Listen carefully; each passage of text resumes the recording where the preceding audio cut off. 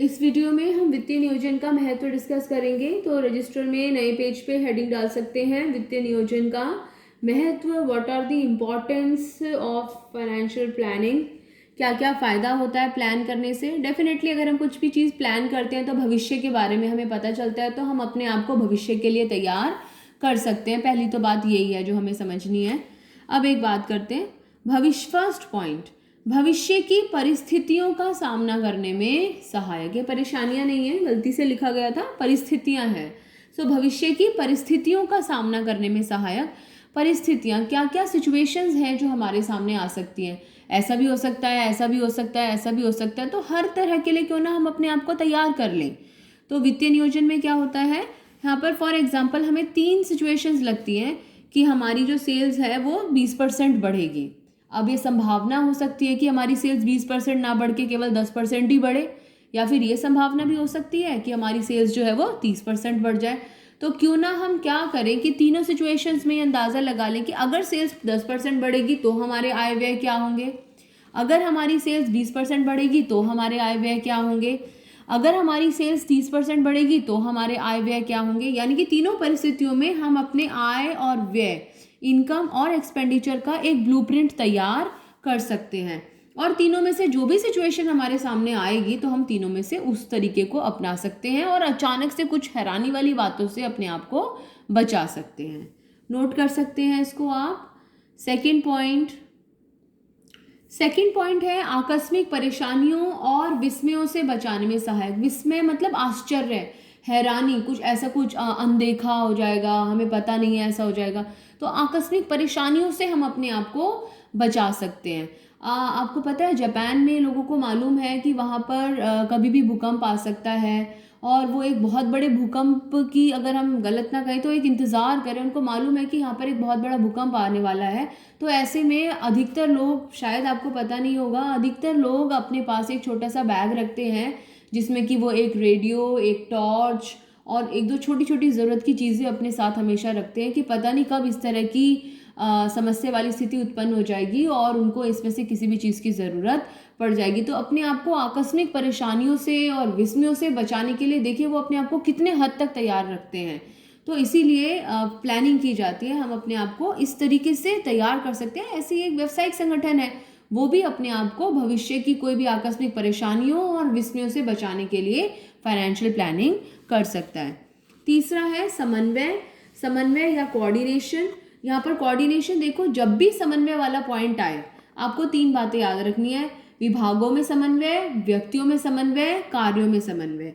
यहाँ पर हमें क्या बताना है कि वित्तीय नियोजन के माध्यम से हम अलग अलग कार्यों में समन्वय स्थापित कर सकते हैं।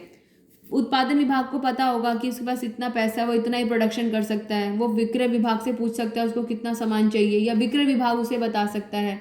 तो फाइनेंशियल प्लानिंग की मदद से वो बता सकते हैं कि भाई इतना पैसा है, इतना ही सामान बनेगा, इतना बेचेंगे, या मार्केट की डिमांड है तो और पैसे की जरूरत है तो और पैसा अरेंज किया जाएगा। तो वित्तीय नियोजन की मदद से हम अलग अलग विभागों में और अलग अलग कार्यों में समन्वय स्थापित कर सकते हैं। ये याद रखो, समन्वय वाला पॉइंट बहुत जगह आता है, बस उसमें आपको हमेशा 3 बातें याद रखनी है। व्यक्तियों में समन्वय, कार्यों में समन्वय और विभागों में समन्वय। ये आपको एक्सप्लेनेशन लिखना है वहां पर। चौथा पॉइंट, अपव्यय तथा क्रियाओं की पुनरावृत्ति को रोकता है। अपव्यय, जब हम प्लानिंग कर लेते हैं तो डेफिनेटली वेस्टेज हमारी कम हो जाती है, और जब हम काम को रिपीटेशन नहीं होने देते हैं, हम दोबारा एक ही काम दोबारा रिपीट नहीं हो रहा है, क्योंकि हमने फाइनेंशियल प्लानिंग, कोई भी तरह की प्लानिंग होती है तो हम एक ब्लूप्रिंट तैयार कर लेते हैं कि ये काम होगा, इसे ये व्यक्ति करेगा, इतने समय पर होगा। तो कोई भी काम की पुनरावृत्ति नहीं होती, रिपीटेशन नहीं होती। जब काम का रिपीटेशन नहीं हो रहा है तो ऐसे में वेस्टेज अपने आप ही कम हो जाती है। तो प्लानिंग करके, सही तरीके से प्लान बनाकर, योजनाएं बनाकर हम क्या कर सकते हैं, अपव्यय तथा पुनरावृत्ति वाले कार्यों को रोका जा सकता है। फिफ्थ पॉइंट डिस्कस करने से पहले बता दूं, इनमें बहुत ज़्यादा एक्सप्लेनेशन की हमें आवश्यकता नहीं है। 1 लाइनर्स हैं, एक एक सेंटेंस में भी हम इनके एक्सप्लेनेशन को कंप्लीट कर सकते हैं। Now coming to the 5th point. 5वां पॉइंट है कि वित्तीय नियोजन वर्तमान को भविष्य से जोड़ता है।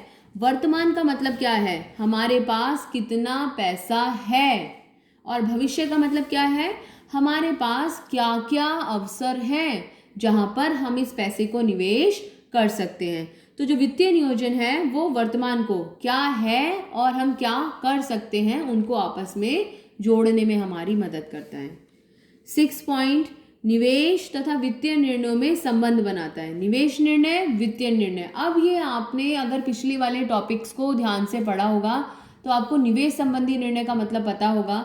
निवेश संबंधी निर्णय का मतलब दीर्घकालीन संपत्तियों में निवेश से संबंधित निर्णय।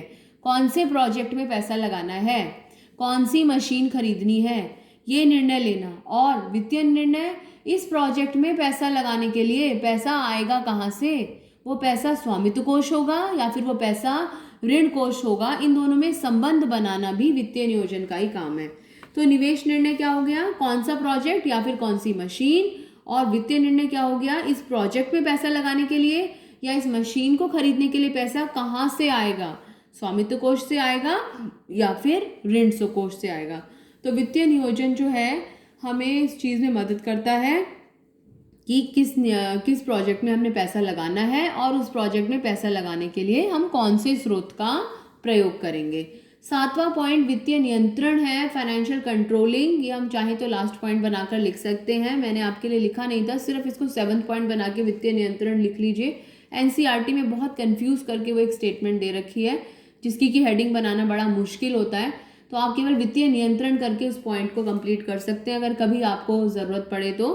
अदरवाइज वित्तीय नियोजन के 6 पॉइंट्स हैं। वित्तीय नियोजन के महत्व के कितने पॉइंट्स हैं, वित्तीय नियोजन के महत्व के 6 पॉइंट्स हैं। एक बार दोबारा से रिपीट करते हैं और फिर वीडियो को पॉज करके नोट करके देखिएगा आपको कितने पॉइंट्स याद आते हैं। फर्स्ट पॉइंट, भविष्य की परिस्थितियों का सामना करने में सहायक। सेकंड पॉइंट, आकस्मिक परेशानियों और विस्मयों से बचाने में सहायक। थर्ड पॉइंट, समन्वय। फोर्थ पॉइंट, अपव्यय और पुनरावृत्ति की क्रियाओं को रोकने में सहायक। फिफ्थ पॉइंट, वर्तमान को भविष्य से जोड़ता है।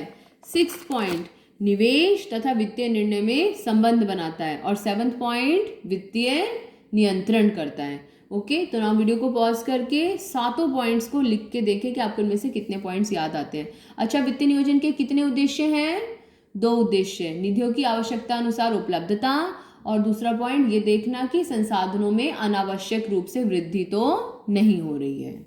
नेक्स्ट क्लास में अगला टॉपिक डिस्कस करते हैं स्थायी पूंजी।